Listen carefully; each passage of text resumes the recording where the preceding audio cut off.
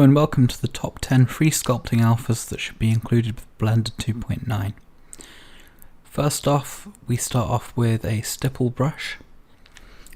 Just first I should say that I am including in the description link to this video a repository where you can get these all for free to use with the texture manager add-on I showed you all how to use in a previous video. So first off we have this stipple brush, which is really useful for making little holes into things and just adding some noise. You can, on all of these, turn on a rake functionality, and when you turn on a rake with this brush you get a really soft rake with lots of fine rake points. I like it, it's useful. The next one is of course a grunge brush, and we can use this to, again as a rake, to paint in our grunge, or we can turn off rake and also turn off or turn up our spacing a little bit for our brush, and then we get this really noisy grunge on the sculpts, which is really good for damage or things like concrete.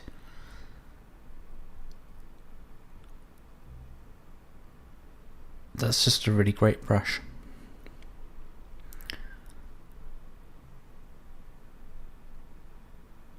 Next we have a ridged dome, and this is really good for making wrinkles and kind of the pinches in fruit. You can just use this brush in so many ways. This is one of my favorite brushes here, especially with different strengths. You can really get a lot of really good control in what you're modeling.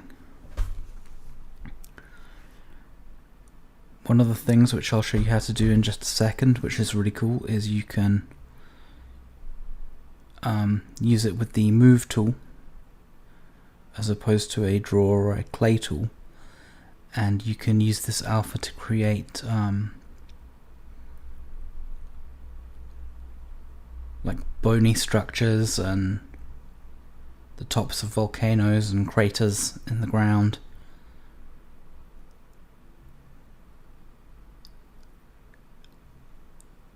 It's just a really good brush.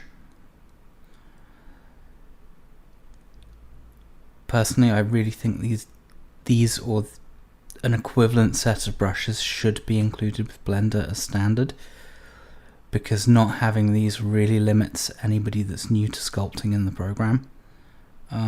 If you went into Zbrush or anything like that, you'd get these. The same with 3D Coat or Mudbox. You would get a small set of alphas included to get you started. So this next one is a rake, and it's just a very standard rake, but a really simple rake can be really good because you can do things like make cross hatching, do the knurling on knobs. There's so many really good things that you can use a rake like this for.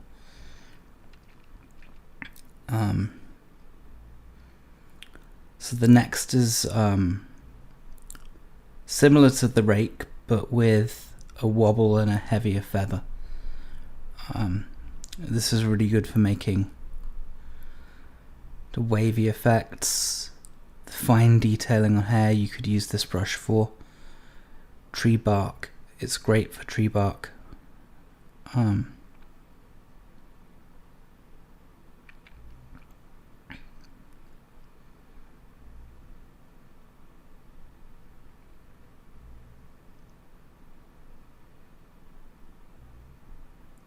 So the next one is just a really simple noise brush. Why Blender doesn't come with this as standard, I don't know. I know that they want to introduce their own procedural materials. But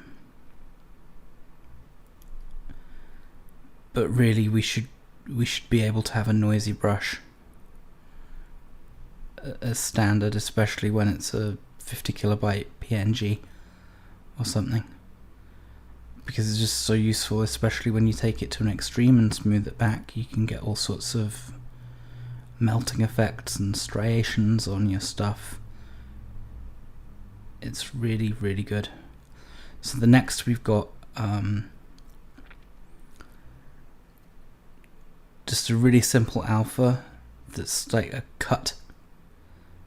And this is really good because if you use it in a positive direction, you can use it to create all sorts of veiny structures and stuff like that. And if you use it in a subtractive mode, then you can create all sorts of cuts and slashes and damage into your sculpts.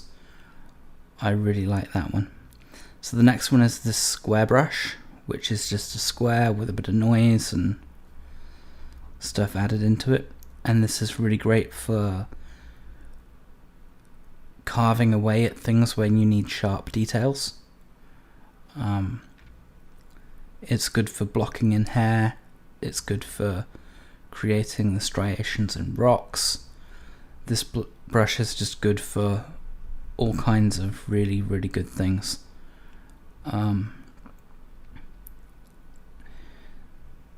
So yeah, as you can see, there's just no way you could get those kind of effects with Blender's standard brush set without spending just too much time on it. So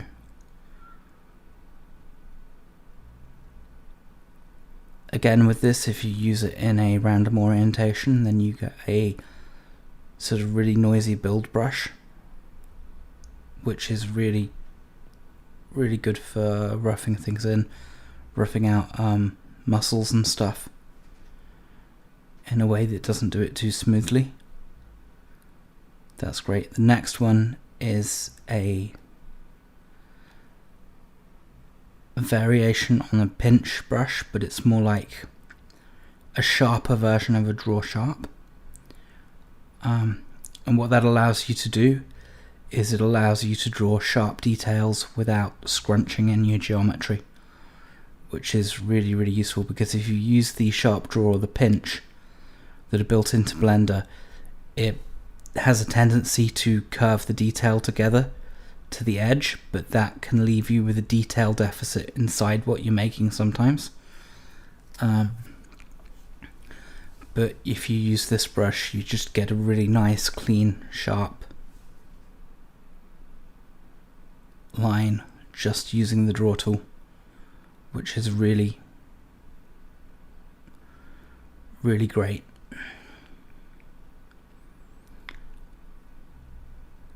So the second to last one that we're going to look at now is just a sort of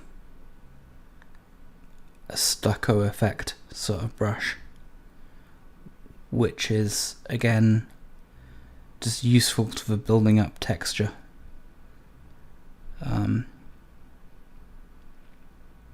This is another one of those textures that's really useful, especially for flesh. And the last one here is just a simple square brush. And if we change over the mapping on this, we can just paint in tiling squares onto a model. And if we use it in an overlay mode, we can use it to create cuts in our geometry. So while Blender isn't the best thing for hard surface sculpting, we can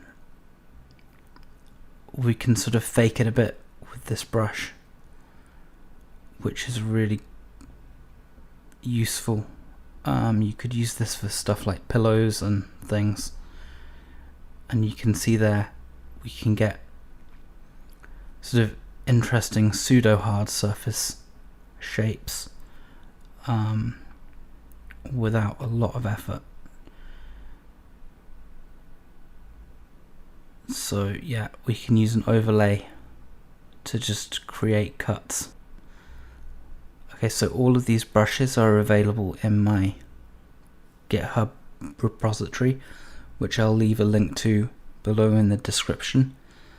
I hope this is useful, and if anybody would like brushes added to that repository, just say down in the comments what kind of brushes that you would like me to make, and over time I will hope to keep adding to that repository. Thank you for watching.